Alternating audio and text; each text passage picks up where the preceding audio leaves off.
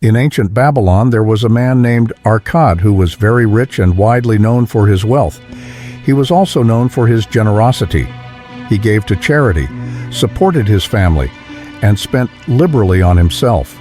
Yet each year, his wealth grew faster than he could spend it. Some friends from his youth came to him and said, "Arcad, you are luckier than us. You have become the richest man in Babylon while we struggle to survive. You can wear the finest clothes and eat the rarest foods, while we can barely dress our families respectably and feed them as best we can. Once, we were equals. We studied under the same master and played the same games. You were not better than us in studies or games, and in the years since, you have not been a more honorable citizen or worked harder or more fey. The richest man in Babylon fully than we have. So why has fate chosen you to enjoy all the good things in life while ignoring us who are equally deserving?" Arc replied, "If you have not gained more than a basic existence since our youth, it is because you either have not learned the laws of building wealth, or you do not follow them. Fickle fate is a cruel goddess who brings no lasting good to anyone.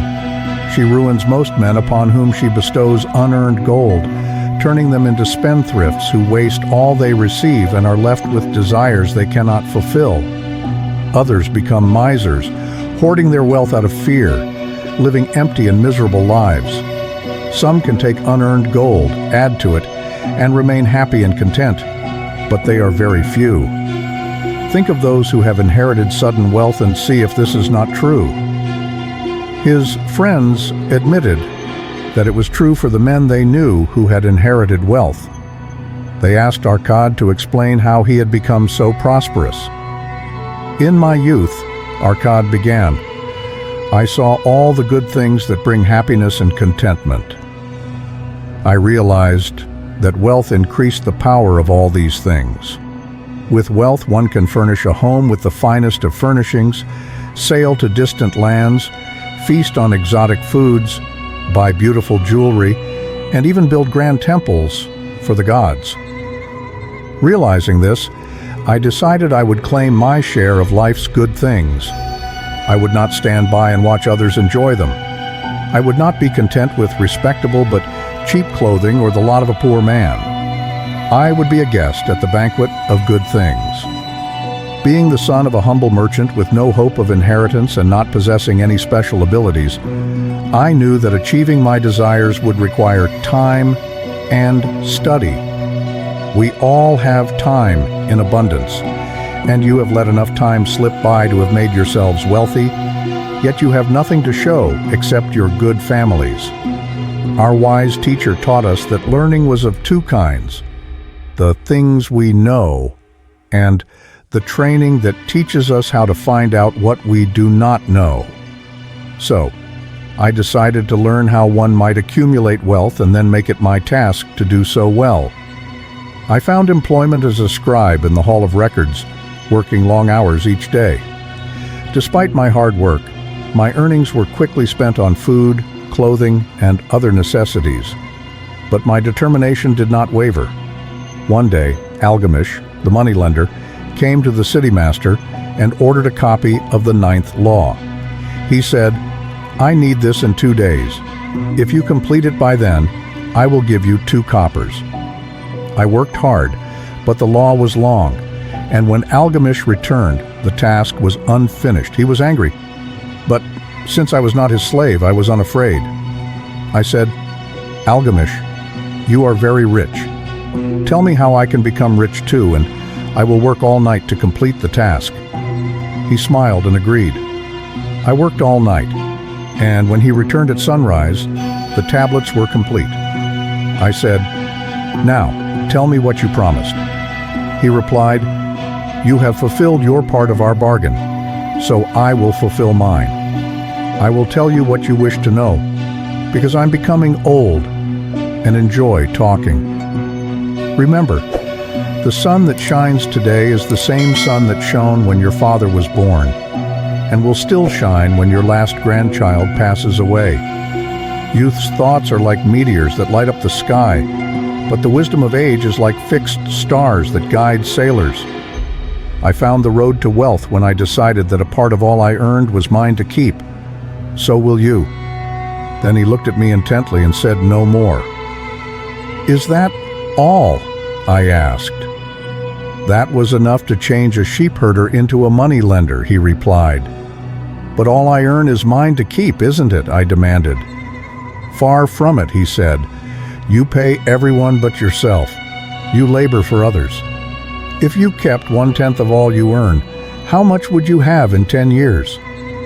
I did the math and answered, "As much as I earn in 1 year." "You speak only half the truth," he retorted. "Every gold piece you save is a slave to work for you. Every copper it earns is its child that also earns for you.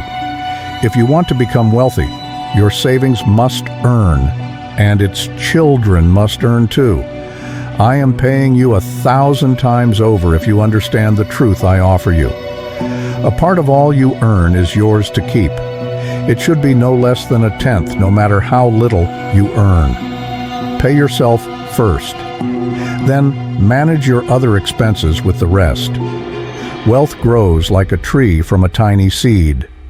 The first copper you save is the seed from which your tree of wealth shall grow. The sooner you plant that seed, the sooner the tree shall grow. And the more faithfully you save, the sooner you will enjoy its shade." So saying, he took his tablets and left. I thought about what he said, and it made sense, so I decided to try it. Each time I was paid, I saved 1/10 of my earnings. Surprisingly, I was no shorter of funds than before. But as my savings grew, I was often tempted to spend them on the good things the merchants displayed. But I wisely refrained. 12 months later, Algamish returned and asked if I had saved 1/10 of all I had earned. I answered proudly, "Yes, master, I have." "That is good," he replied. "And what have you done with it?" I told him I had given it to Asmur, the brickmaker, who would buy rare jewels for me in Tyre. When he returned, we would sell them and divide the profits. "Every fool must learn," he growled. "Why trust a brickmaker with jewels? Would you ask a bread maker about the stars? No, you would go to an astrologer. Your savings are gone, but plant another tree. Next time, seek advice from those knowledgeable in the matter. Advice is free, but take only what is worth having." Saying this, he left. It was as he said. The Phoenicians sold Asmur worthless bits of glass, but I continued to save 1/10 of my earnings. Another 12 months later, Algamish returned and asked about my progress. I told him I had entrusted my savings to Agar, the shield maker, to buy bronze. Every 4th month, he paid me a rental. "That is good. And what do you do with the rental?" I told him I had a great feast with honey and wine and bought a scarlet tunic. He laughed. "You eat the children of your savings. How can they work for you if you consume them? First, build an army of golden slaves, then enjoy many rich banquets without regret." He left again. 2 years later, he returned. He looked older and tired. He asked if I had achieved the wealth I dreamed of. I replied, "Not yet all that I desire, but I have some, and it earns more, and its earnings earn more." Do you still take advice from brickmakers? About brickmaking?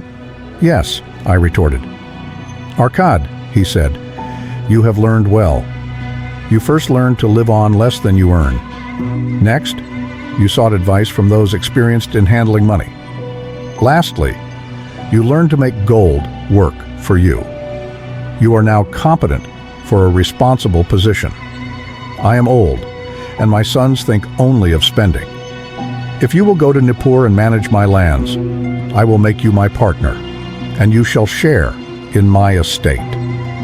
I went to Nippur and managed his holdings, which were large. With my ambition and the knowledge I had gained, I greatly increased the value of his properties. I prospered much, and when Algamish passed away, I shared in his estate, as he had arranged. When Arkad finished his story, one friend said, "You were fortunate that Algamish made you his heir." Arkad replied, "I was fortunate because I had the desire to prosper before I met him.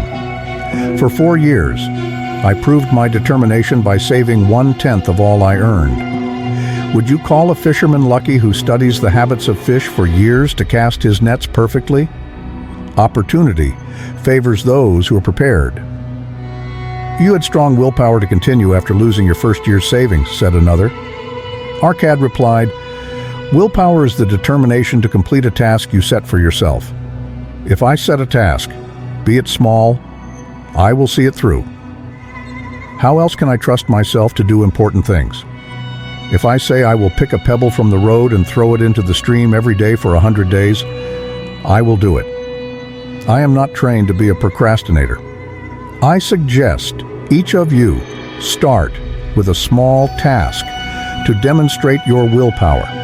For example, say to yourself, for 100 days, I will eat only 2 meals. Write it down, and each day, tick it off. When you can successfully complete such tasks, you will be ready for bigger ones. For if I can't trust myself to finish small tasks, would I ask a friend to help me with big ones?" After the meeting, Arkad continued to share his knowledge with others in Babylon, always stressing the importance of willpower, saving, and seeking wise advice.